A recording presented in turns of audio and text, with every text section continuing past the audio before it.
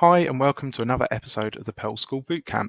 My name's Ash Turner and today we're going to be having a look at some of the functionality of Google Meet that's built into Google Classroom and also some of the host controls that make sure that we can keep it nice and secure. Okay, as you can see, I'm on my Google Classroom dashboard and I'm going to come into one of the classrooms that I've created by selecting it just here. Once I've selected it, you can see that I come straight to the Stream tab and we have this option to generate a Meet link. So if I select that option, it's going to bring it down. It's going to say, do you want to add Meet to your class? So I'm going to select the Generate Meet link. Once that's generated, you can see that it's created that link just here, but also at the top of the stream for staff and for students, they'll have a Meet link ready for them to click to join the lesson. If we do want to hide that, you can see that we've got a little swipe bar to make that visible to students or take it away and hide it. Some schools like to use that so that it's not so much of a distraction in Google Classroom, but the majority of schools like to leave it on permanently so it's easy to access. So I'm going to swipe that back on and I'm going to click Save.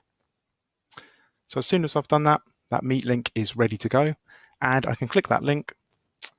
And what it's going to do, it's going to take me through to the Meet ready to connect. So if I click Join Now, you can see that it's got all of the standard features and all of the details from my Google Meet. I'm going to close that off. And as you can see, we're in the Meet ready to go. What I can actually do now is I can come across and just below here on the bottom left-hand side, we've got a little blue shield. And when I hover over it, it's going to have the host controls and it's going to bring it up and mention about meeting safety.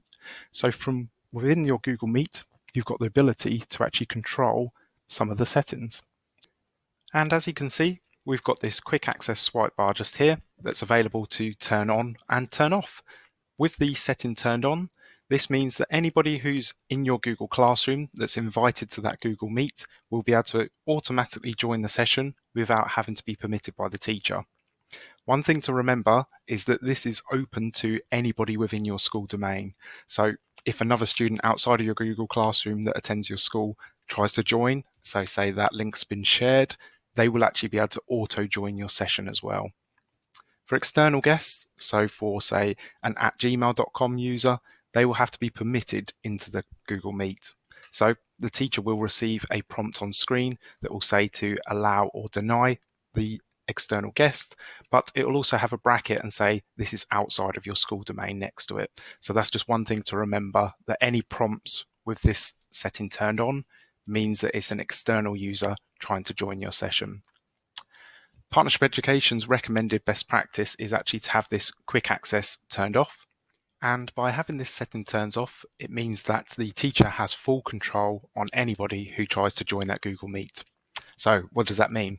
That means that the knock prompt that comes up on screen that will only be showing for teachers, none of the students will see that knock prompt, will show for any Google Meet entries. So whether that's anybody from within your Google Classroom that's a genuine student, anybody from within your school domain that may have got access to the link, and also for any external guests as well. So those @gmail.com or external users that have been invited, they will also have to be permitted as well. So it's always worth remembering that the teacher would have to be extra vigilant that when they accept and deny entry, that they are checking the names of the prompts on screen. Okay, the next one is to control how people can interact with the session. So as you can see, we have the option to share the screen. So if we turn that off, only the host or the teacher will be able to present and share their screen. Very useful to stop students from jumping in and sharing their screen over the top of your lesson. And we also have the option to turn off sending of chat messages. So we know we've got that chat feature in the top right of our screen. And once we've selected that, we can be asking questions backwards and forwards, but it's quite nice to actually go to that shield and turn that off. And that means that it's going to make it so that students can't actually be using the chat feature while you're presenting or mid-lesson. So those 3 extra settings within that shield in the bottom left-hand side are really nice to use for security. Okay, so now we're finished. I'm going to come down and I'm going to click that red phone symbol. And I'm going to make it so that I leave that Google Meet. And as you can see, I've closed it out and I'm ready to go. So what I'm going to do, I'm going to close out this tab as well. I'm going to come back to my Google Classroom, and the last thing I'm just going to show you is in the top right hand side we have this cog in Google Classroom.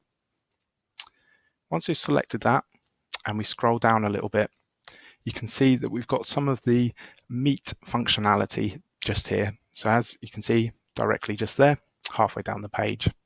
And if I select the arrow slightly to the right hand side, you can see that I have the option to copy it if I want to distribute it, or it also has the option to resend that link. So if, for example, that link has been shared externally, or you just want to completely refresh that Meet link again so that it's only available for your students straight away, we can click that reset link. It's going to generate a completely new Meet link, and that's going to be presented at the top of your Google Classroom screen, ready for your students to use as well. So that's a really nice extra feature if you potentially think your Google Meet's been compromised, some of the Meet links, or it's been shared externally, you can quickly regenerate that link ready for your lesson so that you know that it's fresh and ready to go. Once we set those, we can either click save or we can exit back out of those settings. And as you can see, that Meet link is updated with the new Meet link. Okay, so that was a quick run through. If you have any questions, feel free to add them in the comments. If you like the video, hit the like button and subscribe or share with anybody who you think is relevant. Thank you for watching.